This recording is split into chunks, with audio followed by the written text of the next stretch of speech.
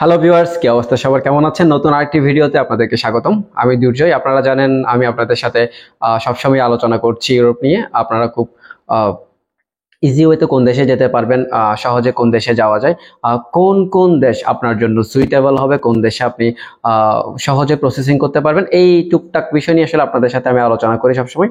আজকের ভিডিওটা হচ্ছে আপনারা কোন দেশে ইজি ওয়েতে যেতে পারবেন এবং আপনি কোন দেশে যাওয়াটা সহজ বর্তমানে বাংলাদেশ থেকে যারা প্রসেসিং করছেন এবং মিডল ইস্ট থেকে যারা প্রসেসিং করছেন তাদের জন্য আজকের এই ভিডিওটা। আপনাকে প্রথমে চুজ করতে হবে আপনি ইউরোপের কোন কোন দেশগুলোতে যাবেন। সেটা হচ্ছে আপনি কি সেনজেন কান্ট্রিতে যাবেন নাকি নন সেনজেন কান্ট্রিতে যাবেন। আপনি যদি সেনজেন কান্ট্রিতে যান তাহলে একটা ওয়ে, আর আপনি যদি নন সেনজেন কান্ট্রিতে যান তাহলে আসলে আরেকটা ওয়ে। এখন আমি ধরে নিলাম আমি প্রথমত সেনজেন কান্ট্রি নিয়ে কথা বলি। আপনি যদি মোটামুটি বাংলাদেশ থেকে সেনজেন কান্ট্রিতে যেতে চান তাহলে অনেকগুলো দেশে কিন্তু বাংলাদেশ থেকে মোটামুটি অল্প সময়ের মধ্যে কাজ হচ্ছে, যেমন Bulgaria, Poland, Portugal, Croatia, Hungary. তো আরো বেশ কয়েকটি দেশ আছে যেগুলো তুলনামূলক কিন্তু বাংলাদেশ থেকে অনেক ভালো ভিসা রেশিও, প্রায় 8 থেকে 9 মাসের মধ্যে আপনার কিন্তু মোটামুটি একটা প্রসেসিং হয়ে যায়। এই দেশগুলোতে মোটামুটি আপনাকে কিন্তু একটা ইন্ডিয়াতে গিয়ে থাকতে হবে এবং সেই সময়টা কিন্তু আপনাকে ধৈর্য ধরতে হবে এবং ওয়ার্ক পারমিট আসবে। ওয়ার্ক পারমিট আসার পরে সবকিছু নিয়ে আপনাকে অ্যাপয়েন্টমেন্ট ডেট নিয়ে আপনাকে ইন্ডিয়াতে গিয়ে ওই সময়টা আপনাকে কিন্তু দিতে হবে। তো এটা একটা হচ্ছে একটু একটু লেংথি প্রসেস। যদি আপনারা না নিতান্ত চিন্তা করেন আপনারা সেনজেনে ঢুকবেন তাহলে অবশ্যই আপনাদের জন্য এই প্রসেসটা। আর বাংলাদেশ থেকে অনেকে এখন হচ্ছে আমি ইউরোপ আমাকে যেতেই হবে, তখন আসলে প্রসেসটা ভিন্ন, যে আমার অত সময় আমি দিতে পারবো না, আমার সময়টা একটু কম, কিন্তু আমি অল্প সময়ের মধ্যে ট্রাস্টেড একজন মানুষের হাত ধরে আমি ইউরোপে যাব, তখন এই বিষয়টা আসলে একটু আলাদা।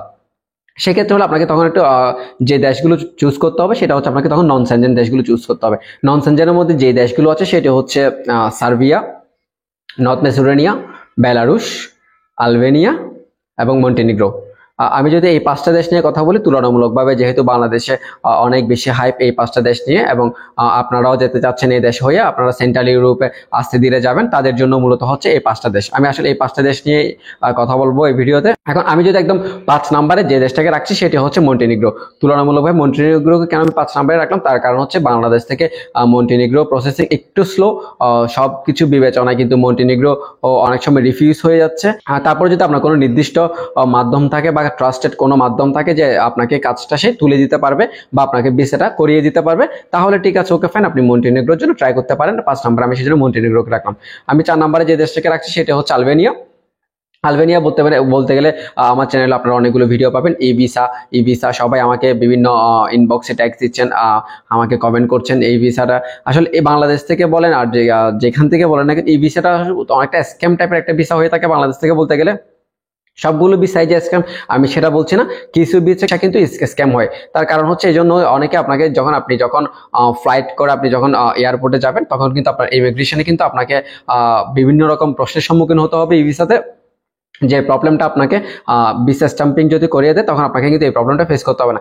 আপনি যদি প্রপার ওয়েতে ডকুমেন্ট সাবমিট করে, আপনি যদি ওয়ার্ক পারমিট ম্যানেজ করে যদি আপনি সবকিছু করেন, কিন্তু আপনি নয়াদিল্লিতে গিয়ে অথরাইজ করে কিন্তু আপনি সেমভাবে আপনার আলবেনিয়ার ভিসাটা করিয়ে আনতে পারবেন। এটাও কিন্তু একটা সহজ ওয়ে এবং সহজে কিন্তু যাওয়া যাচ্ছে যদি আপনার ট্রাস্টেড কোনো মাধ্যম থাকে। অবশ্যই আমি বারবার এই কথাটা এই জন্যই বলি, ট্রাস্টেড কোনো যদি মাধ্যম থাকে আপনারা অবশ্যই আলবেনিয়ার জন্য একবার চেষ্টা করে দেখতে পারেন। বর্তমানে একটা ভালো সুযোগ আলবেনিয়া।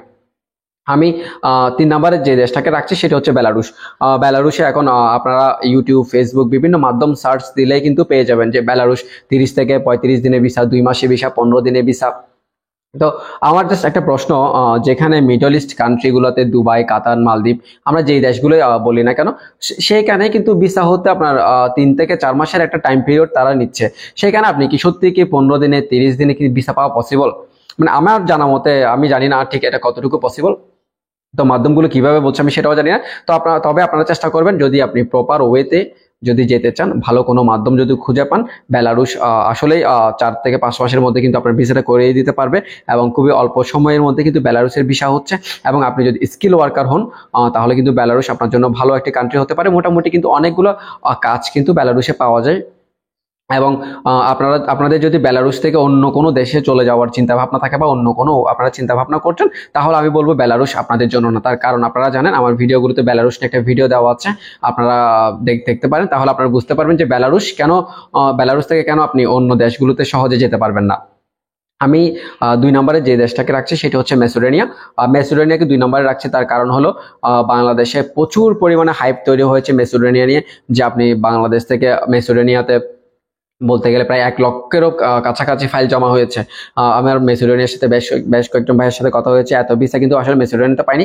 তারপরও হ্যাঁ, বাংলাদেশে কিন্তু মেসিডোনিয়ার ভিসা রেশিওটা অনেক ভালো, বলতে গেলে 80%-এর উপর ভিসা রেশিও।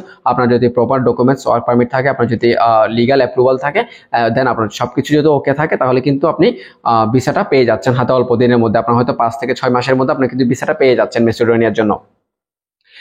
এরপর আসি আমি যে দেশটাতে, সেটা হচ্ছে সার্বিয়া। সার্বিয়া কিন্তু বলতে গেলে যে এইসব আমি 5টা দেশ বলেছি তার মধ্যে টপ হচ্ছে সার্বিয়া। সার্বিয়াতে আপনি চাইলে খুব ইজি ওয়েতে ভিসা প্রসেসিংটা করা যায়। বাংলাদেশ থেকে এখন সার্বিয়ার অনেকগুলো ফাইল কিন্তু এজেন্টরা নিচ্ছে বা ভিন্ন মাধ্যমগুলো নিচ্ছে। আপনারাও চাইলে ফাইলগুলো প্রসেস করতে পারেন যদি আপনার কোনো ট্রাস্ট মাধ্যম থাকে। সার্বিয়া আমি বলবো আপনার জন্য বেস্ট একটা চয়েস হতে পারে।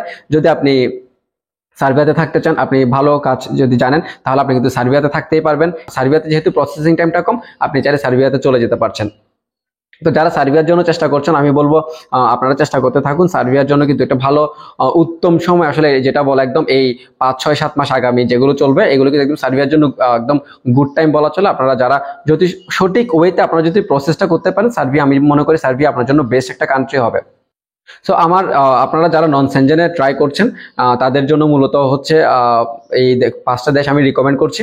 আপনারা চাইলে 5টা দেশের মধ্যে 1, 2, 3 সার্বিয়া, মেসিডোনিয়া, আলবেনিয়া, এই 3টা দেশে, বেলারুশ, 4টা দেশ, আপনারা একটু যদি ভালো কোনো মাধ্যম পান আপনারা চেষ্টা করেন, আশা করছি আপনাদের ভিসাগুলো খুব তাড়াতাড়ি হয়ে যাবে।